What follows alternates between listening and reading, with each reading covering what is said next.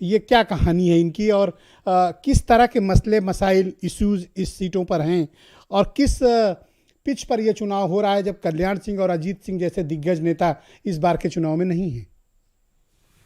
देखिए, पश्चिम से जब चुनाव की शुरुआत हुई है तो स्वाभाविक है कि जो वहाँ से माहौल बनेगा, जिस पार्टी की ओर जीत की जो राह खुलेगी, वो माना जाता है कि पश्चिमी उत्तर प्रदेश से यूपी में किसकी सरकार बनेगी ये तय हो जाता है, क्योंकि ये 100 से ज़्यादा जो सीटें हैं ये एक तरफा अपना फैसला सुनाती हैं।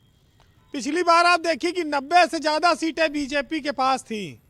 बीजेपी क्या फिर वो करिश्मा दोहरा पाएगी? क्योंकि पिछली बार मोदी का करिश्मा था। नोटबंदी ने भी उस आंधी को कहा जाए तो भोथरा कर दिया। वो आंधी का कहीं उसको रोक नहीं पाई, मोदी का जो करिश्मा था। लेकिन अब इधर 1 साल किसान आंदोलन चला। जाट और मुसलमान ये कहते हैं कि पश्चिमी उत्तर प्रदेश में इस आंदोलन में एक साथ आ गए। अजीत सिंह को हराकर वो पछता रहे हैं। जयंत चौधरी और अखिलेश यादव की पार्टी में अभी सीटों का जो बंटवारा हुआ है वो पूरी तरह साफ नहीं है, अभी और टिकट आने बाकी हैं। करीब 39 टिकट आए हैं। तो ये जो चीज़ें हैं ये दर्शाती है कि पश्चिमी उत्तर प्रदेश ही जीत हार की कुंजी साबित होगा।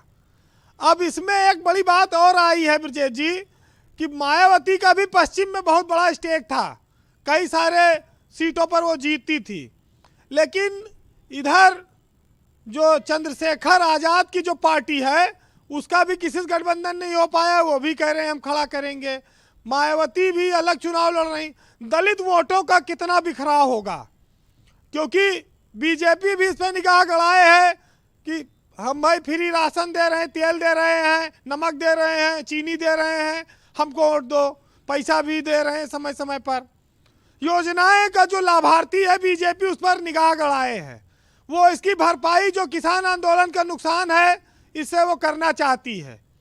कामयाब होगी कि नहीं ये वक्त बताएगा।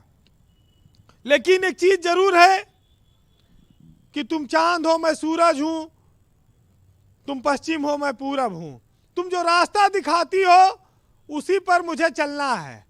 ये इस प्रदेश में एक ट्रेंड सा बन गया है।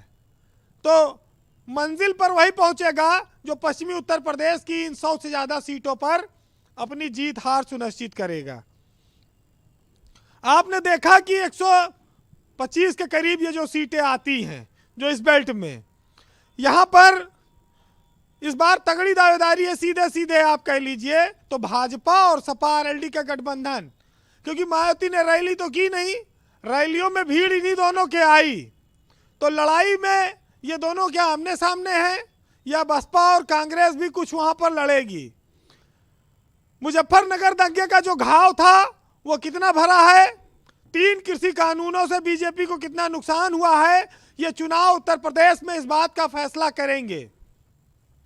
ये चुनाव इस बात का भी फैसला करेंगे कि ये 2 लड़कों की जो जोड़ी है ये चमत्कार करने में कितना कामयाब हुई है। राजनीति में अपराधीकरण पे बात हो रही थी। पूरब से लेकर पश्चिम तक बहुत अपराधी हैं। पश्चिम में तो कम होंगे, पूरब में बहुत हैं। लेकिन ये क्या मुद्दा बनेगा? नाहिद हसन का जो जेल गए हैं उसकी सहानुभूति को समाजवादी पार्टी क्या भुनाएगी, या बीजेपी जो गुंडों पर बुलडोजर चलाने के लिए अपने आप की पहचान बना चुकी है उसको कुछ इसका फायदा मिलेगा? ये सब चुनाव के आंकड़े हैं, इसी पर चुनाव आसपास लड़ा जा रहा है। लेकिन इतना जरूर है कि पश्चिमी उत्तर प्रदेश का चुनाव इस बार एक तरफा नहीं होने वाला है जी। आप देखिए कि अभी नरेश टिकैत ने पहले कहा कि बीजेपी को हराओ और फिर वो पलट गए। फिर वो कहे नहीं, मैं किसी पार्टी को हराने के लिए नहीं कह रहा हूं। तो ये क्या संदेश गया? ये संदेश ये गया कि ये किसान आंदोलन का दर्द अभी ये भूले नहीं हैं। ये लोग वो मन में दबाए बैठे हैं। हालांकि संजीव बालियान जैसे तमाम बीजेपी के मंत्री और नेता ये कोशिश कर रहे हैं, लेकिन कार पे विधायक के आपको याद होगा कि कालिक फेंक दी इन्होंने, काला तेल फेंक दिया तमाम जगह टिकटों को लेकर। देखिए इस चुनाव में टिकट बड़े अहम हैं, क्योंकि ये गठबंधन का चुनाव है। कहीं पर सीट गठबंधन में चली जा रही है तो फिर वहां टिकट गड़बड़ ना बढ़ जाए, गठबंधन वाला किसी दागी को, अपराधी को टिकट ना दे दे, ये भी अब मूल पार्टी की जिम्मेदारी है। तो सपा और आरएलडी के लिए भी एक एक टिकट बड़ा महत्वपूर्ण है, और बीजेपी के लिए, बीजेपी ने भी हिम्मत दिखाई है, कई सीटों पर टिकट काटा है, आगरा तक में मंत्रियों के टिकट कटे हैं। तो अब देखिए किस करवट बैठता जी है बीरेन वो। जी। लेकिन इतना जरूर है कि ये चुनाव का इंतजार पूरा देश कर रहा है, और इस चुनाव से एक बात साफ हो जाएगी कि चाहे सूरज हो या चांद, ब्रजेश जी, ये वक्त पर अपने आते हैं, और इनका सबका अपना अपना एक वक्त होता है। एक बार हम दिन में सूरज की रोशनी में चलते हैं, और एक बार हम रात में चांद की रोशनी के सहारे चलते हैं। तो किसी की रोशनी कमजोर नहीं है, बस खाली वक्त अलग अलग है।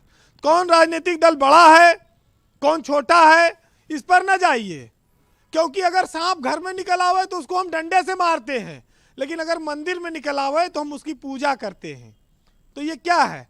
ये स्थितियों का फेरबदल है, ये समय की बात है कि किस जगह पर कौन सी स्थिति कहाँ पर वो दिखे सांप आप मौजूद है। जी, है ना जी। तो बस बात इतनी सी है, कंक्लूड करें जी।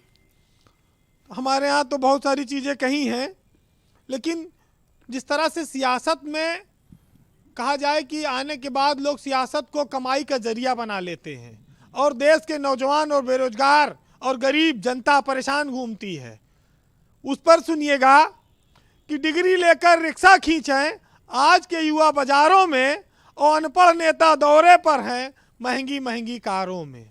प्रचार चल रहा है तेजी से।